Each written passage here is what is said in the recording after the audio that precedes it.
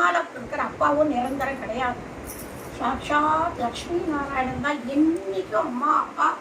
அந்த லக்ஷ்மி அந்த நாராயணனோட மடியில ஒரு ஏற்றுதப்பா, நீ கவலைப்படாதே, அதுக்கு முயற்சி பண்ணு சொல்லிடுறா. அவ்வளோவா நேர திருமன் வீட்டை விட்டு கிளம்பி வழியில நாரதர் குருவா இருந்து, நாரதருடைய சிஷ்யர்கள் தான் துருவன், பிரகலாதன் எல்லாருமே குருவா இருந்து அவனுக்கு மந்திரோபதேசம் பண்ணி அனுப்பி வைக்கிற. 5 மாசம் அதி கட்டோரமான தபஸ் பண்ணி துருவன் சாட்சாத்காரம் பண்றான்.